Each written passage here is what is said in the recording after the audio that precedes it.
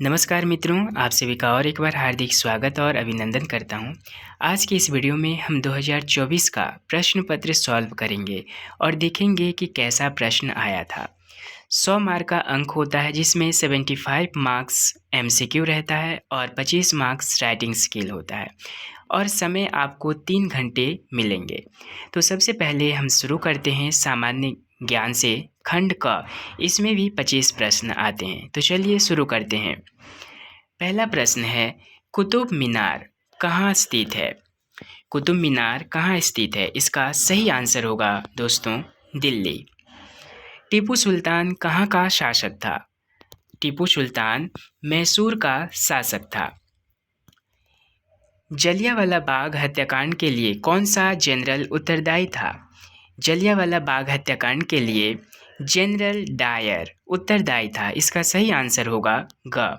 अब ध्यानपूर्वक अंत तक देखने का जरूर प्रयास करें और इसी तरह से प्रश्न पूछे जाते हैं। प्रश्न ज़्यादा कठिन नहीं आता है। हिंद स्वराज इस पुस्तक के लेखक कौन है? हिंद स्वराज इस पुस्तक के लेखक हैं महात्मा गांधी जी। पूना पैक्ट जो कि 1932 में हुआ था, किसके बीच एक समझौता था? इसका सही आंसर होगा गांधी और अंबेडकर के बीच में यह एक पैक्ट हुआ था। इसका सही आंसर होगा मित्रों ख। गांधी जी और अंबेडकर जी के मध्य में यह एक समझौता था जो कि पूना पैक्ट के नाम से जाना जाता है। कौन सा जोड़ा गलत है? तो यहाँ पे 4 ऑप्शन दिया गया है, इनमें से हमें गलत जोड़ा चयन करना है। तो क, महात्मा गांधी असहयोग आंदोलन के प्रणेता थे, ये सही है। ख, अंबेडकर भारतीय संविधान के प्रणेता के नाम से जाने जाते हैं, ये भी सही है। राजा राममोहन राय जो कि सती प्रथा के विरुद्ध आवाज उठाए थे। इसका सही आंसर होगा मित्रों घ, तिलक भारत छोड़ो आंदोलन। ये जोड़ा गलत है क्योंकि भारत छोड़ो आंदोलन जो है वो गांधी जी के द्वारा किया गया था। सर्वेंट ऑफ इंडिया सोसाइटी की स्थापना किसने की थी? सर्वेंट ऑफ इंडिया सोसाइटी की स्थापना गोपाल कृष्ण गोखले जी के द्वारा किया गया था। इसका सही आंसर होगा मित्रों क। भोपाल गैस कांड कब हुआ था? ये बहुत ही सरल और आसान प्रश्न है जो कि 1984 में हुआ था। इसका सही आंसर होगा क। भोपाल गैस कांड 1984 में हुआ था। प्रियदर्शिनी यह किसका उपनाम है? उपनाम से कई प्रश्न पूछे जाते हैं, हर साल इससे एक ना एक प्रश्न जरूर पूछा जाता है। तो इसका सही आंसर होगा मित्रों इंदिरा गांधी। क्या होगा? इंदिरा गांधी को प्रियदर्शिनी के नाम से भी जाना जाता था। स्वामी विवेकानंद ने किस विश्व धर्म सम्मेलन को संबोधित किया था? इसका सही आंसर बहुत ही सरल, शिकागो में। और ये प्रश्न हर साल पूछे जाते हैं। 2023 में भी ये प्रश्न आया था हमारे समय में। भारतीय राष्ट्रीय कांग्रेस की प्रथम महिला अध्यक्ष कौन थी? भारतीय राष्ट्रीय कांग्रेस की प्रथम महिला अध्यक्ष कौन थी? इसका सही आंसर होगा मित्रों एनी बेसेंट।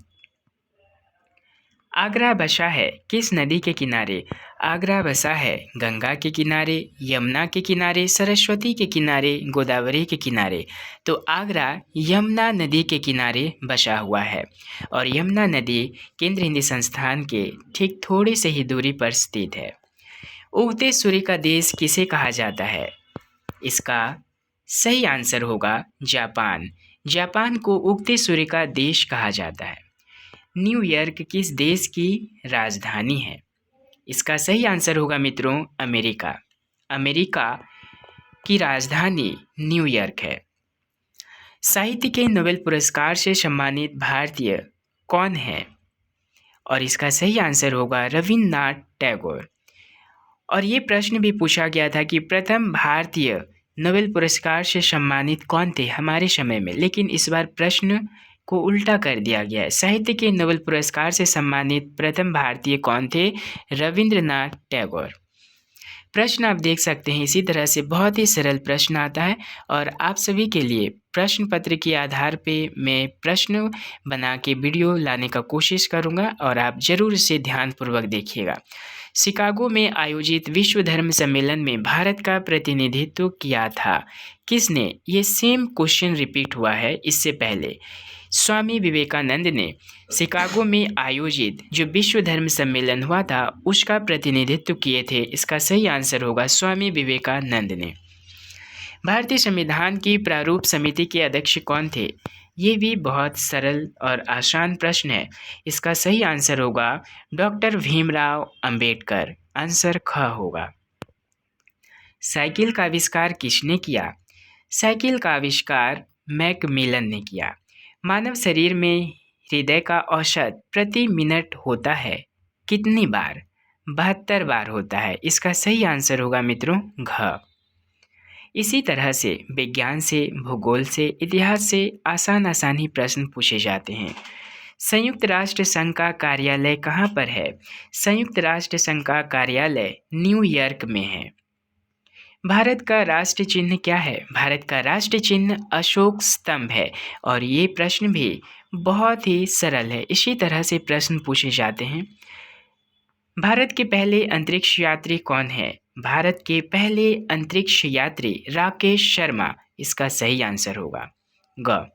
कर्नाटक की राजधानी क्या है? कर्नाटक की राजधानी बेंगलोर। किसने प्राकृतिक चयन के नियम की खोज की थी? इसका सही आंसर होगा डार्विन। डार्विन ने प्राकृतिक चयन के नियम की खोज की थी। अर्जुन पुरस्कार किस क्षेत्र के लिए दिया जाता है? अर्जुन पुरस्कार खेल क्षेत्र में दिया जाता है और खेल में सर्व उत्कृष्ट प्रदर्शन के लिए अर्जुन पुरस्कार खिलाड़ियों को दिया जाता है सम्मान हेतु खेल के क्षेत्र में। ये सामान्य ज्ञान आपका यहाँ समाप्त होता है और आगे बढ़ते हैं खंड ख जो कि शिक्षण अभिरुचि टीचिंग एप्टीट्यूड्स कहते हैं और हिंदी में ये प्रश्न पूछे जाते हैं। सारे के सारे प्रश्न आपको हिंदी में ही पूछे जाएंगे। अच्छा शिक्षक वह है जो मेधावी और परिश्रमी हो, नहीं, अपने विद्यार्थियों से सच्ची लगन रखता हो। अच्छा शिक्षक वही है जो अपने विद्यार्थियों से सच्ची लगन रखता हो। तो इसका सही आंसर होगा मित्रों ख। और एक बात बता दो, जब आप शिक्षण अभिरुचि का आंसर देंगे तो आप अपने आप को शिक्षक मानकर देने का प्रयास कीजिएगा, क्योंकि एक शिक्षक और छात्र का संबंध तभी बढ़ सकता है जब उनमें मित्रता होती है और आप अपने आप को शिक्षक मानकर आंसर दीजिएगा। शिक्षा के प्रचार और प्रसार से आर्थिक विकास का दर बढ़ता है, लोकतंत्र मजबूत होता है, नियमों की जानकारी होती है, उपयुक्त सभी। तो इसका सही आंसर होगा मित्रों घ। शिक्षा तभी सार्थक होगी जब शिक्षा कब सार्थक होगी? शिक्षा तभी सार्थक होगी जब पाठ्यक्रम केंद्रित हो, नहीं, समाज केंद्रित हो, नहीं, छात्र केंद्रित हो। जी हाँ, तो इसका सही आंसर होगा मित्रों शिक्षा तभी सार्थक होती है जब छात्र केंद्रित हो, छात्रों की रुचि, उनकी योग्यता के अनुसार पाठ्यक्रम हो, तभी शिक्षा सार्थक होती है। इसका सही आंसर होगा ग। आपके विचार में शिक्षा का उद्देश्य क्या होना चाहिए? शिक्षा का उद्देश्य समाज सुधार, ये भी सही है, लेकिन शिक्षा का सही मायने में उद्देश्य होना चाहिए बालकों का सर्वांगीण विकास। जब बालकों का सर्वांगीण विकास होगा तो स्वतः ही समाज में बदलाव आना शुरू हो जाएगा, समाज भी धीरे धीरे सुधरने लगेगा। इसका सही आंसर होगा मित्रों ख, बालकों का सर्वांगीण विकास। ग्रामीण क्षेत्रों में छात्रों की पढ़ाई छोड़ने का कारण क्या हो सकता है? पाठशाला का नीरस वातावरण, माता पिता का लाड प्यार, अध्यापक में कमी, स्कूल का डर। तो इसका सही आंसर होगा मित्रों ग, क्योंकि ग्रामीण क्षेत्रों में शहरी क्षेत्रों की अपेक्षा अध्यापकों की संख्या में कमी दिखाई देती है। अध्यापक में कमी ही ग्रामीण क्षेत्रों में छात्रों की पढ़ाई छोड़ने का कारण बन जाता है। इसीलिए अध्यापक में कमी जो है ग्रामीण क्षेत्रों में छात्रों की पढ़ाई छोड़ने का कारण है। अगर अध्यापक की संख्या कम होगी तो निश्चित रूप से पाठशाला का वातावरण नीरस होगा और बच्चे स्कूल नहीं जाएंगे और स्कूल का एक डर भी उनमें स्वतः ही स्पष्ट होने लगेगा। तो इसका सही आंसर होगा मित्रों ग, अध्यापक में कमी। छात्रों में अनुशासन बनाए रखने के लिए एक शिक्षक को क्या करना चाहिए?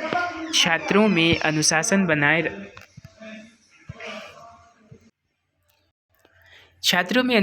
बनाए रखने के लिए एक शिक्षक को क्या करना चाहिए? बच्चों से मारपीट नहीं। मित्रों, अगर जहाँ पे आपको नकारात्मक दिखाई दे वो आंसर गलत ही होता है। तो बच्चों से मारपीट नहीं, शिक्षक का अभ्यास, कक्षा प्रबंध की क्षमता, शिक्षण समय बढ़ाना। देखिए, शिक्षण समय यानी पढ़ाने की, अगर पढ़ाने का समय बढ़ाएंगे तो बच्चे निराश हो जाएंगे। तो इसका सही आंसर होगा मित्रों ग, कक्षा प्रबंध यानी क्लासरूम मैनेजमेंट की क्षमता होनी चाहिए एक शिक्षक में कि वो किस प्रकार से छात्रों को अनुशासन रखने के लिए कह सकते हैं और कक्षा निश्चित रूप से अनुशासन में ही रहेंगे। इसका सही आंसर होगा कक्षा प्रबंध की क्षमता। शिक्षकों के बीच संघर्ष का सबसे दूषित परिणाम क्या होता है? यानी शिक्षकों के बीच जब संघर्ष हो तो उसका दुष्प्रभाव क्या होता है? इसका सही आंसर होगा मित्रों शिक्षण समय बर्बाद होना। शिक्षण समय बर्बाद हो जाता है जब शिक्षकों के बीच संघर्ष का दूषित परिणाम होता है। किस शिक्षा शास्त्री ने सीखने के 5 चरण बताए थे? इसका सही आंसर क्या हो सकता है? किस शिक्षा शास्त्री ने सीखने के 5 चरण बताए थे? तो इसका सही आंसर होगा मित्रों घ, हर्बर्ट। अनुशासन भंग करने वाले छात्रों को दिया गया दंड किस तरह का होना चाहिए? दंड ऐसा होना चाहिए जैसे सबको डर लगे, नहीं सबके सामने दंडित करे।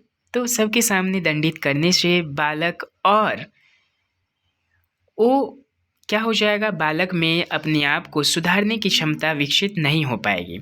दंड पाने वाला छात्र अपने को सुधार ले। जी हाँ, तो अनुशासन भंग जो करता है तो छात्र को ऐसा दंड दिया जाना चाहिए जैसे कि छात्र अपने आप को सुधार कर ले और उनके व्यवहार में परिवर्तन आ जाए, वो आत्मसात करे अच्छे आचरण को। तो इसका सही आंसर होगा ग। भाषा सीखने का प्रभावी उपाय क्या हो सकता है? भाषा सीखने का प्रभावी उपाय पुस्तक पढ़ना, नहीं अखबार पढ़ना, नहीं कहानी सुनना, नहीं वार्तालाप करना। इसका सही आंसर होगा मित्रों वार्तालाप करना, क्योंकि हम जब बातचीत करते हैं तो एक दूसरे के भाव को आसान तरीके से हम व्यक्त कर पाते हैं। वार्तालाप के माध्यम से, बातचीत के माध्यम से हम आसान से हम भाषा सीख सकते हैं और प्रभावी रूप से हम सीख सकते हैं। निःशुल्क और अनिवार्य प्राथमिक शिक्षा का फल क्या है? जब निःशुल्क और अनिवार्य शिक्षा की बात आती है तो बालकों में साक्षरता बढ़ जाती है। जी हाँ, बालकों में साक्षरता बढ़ जाती है, बालकों का स्कूल में आना भी बढ़ जाता है, माता पिता का खर्च भी कम होता है। उपयुक्त सभी, तो इसका सही आंसर होगा उपयुक्त सभी। जब निःशुल्क और अनिवार्य शिक्षा दी जाती है तो ये सभी स्वतः ही होने लगता है, साक्षरता बढ़ जाती है, बच्चे स्कूल आने लगते हैं। भारत में स्त्री शिक्षा के एक महान समर्थक कौन थे? स्वामीनाथन। स्वामीनाथन नहीं थे, रामानुजन, सरोजनी नायडू। तो इसका सही आंसर होगा मित्रों महर्षि कर्वे। ये एक महान समर्थक थे स्त्री शिक्षा के लिए और इन्होंने अपना संपूर्ण जीवन स्त्री शिक्षा के लिए ही समर्पित कर दिया था। छात्रों का विश्वास प्राप्त करने हेतु शिक्षक को उनके साथ क्या करना चाहिए जिससे कि एक शिक्षक अपने छात्रों का विश्वास प्राप्त कर ले? मित्र जैसा व्यवहार करना चाहिए, अध्यापक जैसा व्यवहार करना चाहिए, माता जैसा व्यवहार करना चाहिए, प्रशासक जैसा व्यवहार करना चाहिए। सबसे पहले तो मित्र जैसा व्यवहार करने से ही एक शिक्षक अपने छात्रों का विश्वास प्राप्त कर सकते हैं। इसका सही आंसर होगा मित्रों क। कठिन शब्दों का अर्थ समझाने का व्यवहारिक ढंग क्या है? उनका विलोम शब्द बताना, पर्यायवाची शब्द बताना और उन्हें वाक्यों में प्रयोग करके बताना। उपयुक्त सभी, तो इसका सही आंसर होगा सब। घ होगा इसका सही आंसर। गांधी जी की बेसिक शिक्षा का उद्देश्य बालक को समाज की आवश्यकताओं के अनुरूप ढालना था। इसका सही आंसर होगा मित्रों क, क्योंकि बेसिक शिक्षा का उद्देश्य ही यही है कि समाज की परिस्थिति, समाज की स्थिति और उनकी आवश्यकताओं के अनुरूप बालक को ढालना। इनमें से प्रमुख मनोविश्लेषक कौन है? इसमें से प्रमुख मनोविश्लेषक मनोवैज्ञानिक कौन है? इसका सही आंसर होगा ख, सिगमंड फ्रायड। बच्चों के प्रथम शिक्षक कौन है? ये आपको भी पता है कि बच्चा जब जन्म लेता है तो बच्चों के प्रथम शिक्षक उनके माता पिता होते हैं। उसके बाद समाज, पड़ोस और उसके बाद मित्र आते हैं। तो उसके लिए माता पिता ही प्रथम शिक्षक होते हैं बच्चों के लिए। सीखने का मुख्य तत्व क्या है? सीखने के मुख्य तत्व हैं सीखने की इच्छा, अनुकूल परिवेश होना चाहिए, प्रेरणादायक होना चाहिए। इसका सही आंसर होगा मित्रों घ, उपयुक्त सभी। पाठ योजना तभी सही बन सकती है जब शिक्षक को एक पाठ योजना पढ़ाने के अनुकूल तभी बन सकता है जब एक शिक्षक को क्या होना चाहिए, छात्रों के पूर्व ज्ञान का पता होना चाहिए कि छात्रों के पास कितना पूर्व ज्ञान है। विभिन्न शिक्षण विधियों का ज्ञान होना चाहिए। शिक्षण विधि से तात्पर्य है कि पढ़ाते समय हमें किन प्रकार से कौन सी विधि अपनाने चाहिए ताकि हम बच्चों का ध्यान आकर्षित कर सकते हैं। शिक्षण सिद्धांतों का ज्ञान होना चाहिए, उपयुक्त सभी। तो इसका सही आंसर होगा मित्रों ये सभी। वीडियो थोड़ी लंबी हो सकती है क्योंकि हम बिना डिस्कशन किए हुए हम आगे नहीं बढ़ सकते हैं, इसीलिए। इसका सही आंसर होगा मित्रों घ। अध्यापक को निम्न में से किसे अधिक महत्व देना चाहिए? प्रधानाचार्य से अच्छे संबंध? नहीं। कक्षा में समर्पण भाव से शिक्षा करना? जी हाँ, ये सही है। एक शिक्षक का सबसे महत्वपूर्ण कार्य और उसकी भूमिका यही होनी चाहिए कि कक्षा में समर्पण भाव से, पूरे भाव से शिक्षा प्रदान करना चाहिए। सही आंसर होगा ख। शिक्षण अभिरुचि का एक महत्वपूर्ण पहलू क्या है? शिक्षण अभिरुचि का एक महत्वपूर्ण पहलू है कि शिक्षण को छात्र उन्मुख बनाने की क्षमता होनी चाहिए, क्योंकि इसका सही आंसर ग होगा। और ये तीनों ऑप्शन आपको जो दिखाई दे रहे हैं ये नहीं है, क्योंकि छात्रों की क्रियाशीलता पर आप अगर अंकुश लगाएंगे, उन्हें रोक टोक करेंगे तो निश्चित रूप से वो निष्क्रिय हो सकता है। छात्रों को ज़्यादा से ज़्यादा छुट्टियां देना नहीं, छात्रों को रोजगार उन्मुख बनाने की क्षमता होना, शिक्षण को छात्र उन्मुख बनाने की क्षमता होना। तो इसका सही आंसर होगा मित्रों ग। एक शिक्षक का निजी जीवन कैसा होना चाहिए? एक शिक्षक का निजी जीवन जो है पद की गरिमा के अनुरूप होना चाहिए, क्योंकि एक शिक्षक एक छात्रों का भविष्य उज्जवल करने के साथ साथ समाज का भी भविष्य उज्जवल करता है। और पूरे समाज शिक्षक के ऊपर ही निर्भर होता है और समाज भी शिक्षक को बहुत सम्मान की दृष्टि से देखता है। इसीलिए शिक्षक का निजी जीवन जो है एक पद की गरिमा के अनुकूल होना चाहिए। जीवन में सफलता प्राप्त करने के लिए क्या आवश्यक है? जीवन में सफलता प्राप्त करने के लिए मौके की राह देखना नहीं, जीवन में सफलता प्राप्त करने के लिए प्रतिकूल परिस्थितियों में भी अपने आप को ढालना और परिश्रम करने की क्षमता होना चाहिए। जी हाँ, ये सही आंसर होगा, क्योंकि चाहे कितनी भी कठिन मुसीबत परिस्थिति क्यों ना हमारे समक्ष आ जाए, लेकिन हमें हार नहीं मानना चाहिए और किसी भी प्रतिकूल परिस्थिति में अपने आप को परिश्रम करने से नहीं रोकना चाहिए। सही आंसर ख होगा। नई नई बातें सीखने के लिए क्या आवश्यक है? नई नई बातें सीखने के लिए हमें ज़रूरी है, इसका सही आंसर सब होगा। पुस्तकों का अध्ययन करना चाहिए हमें, इसका सही आंसर होगा घ। अगर कोई छात्र स्कूल में पोशाक में नहीं आ रहा है तो आप क्या करेंगे? उसे स्कूल पोशाक पहनने के महत्व को समझाएंगे। इसका सही आंसर होगा क, क्योंकि उसे हम दंड नहीं दे सकते हैं, उसके अभिभावकों से बात बाद में करेंगे। अगर बच्चों के पास पोशाक नहीं है तो हम अभिभावकों से बात करेंगे, लेकिन अगर छात्र एक दिन पहन के आ रहा है और एक दिन पहन के नहीं आ रहा है तो इससे हमें छात्रों को स्कूल पोशाक के महत्व को समझाएंगे, इसीलिए वो पहन के आ सकते हैं। तो अब अगले वीडियो में हम खंड ग करेंगे और जो राइटिंग स्किल के जो क्वेश्चन है आप देख सकते हैं। अगर आपके मन में और भी कोई सवाल है तो कमेंट्स करके ज़रूर बताएं और मैं जवाब देने का जल्दी प्रयास करूंगा। बहुत बहुत धन्यवाद और शुक्रिया। अब अगले वीडियो में नई जानकारी के साथ मिलते हैं खंड ग के साथ। नमस्कार।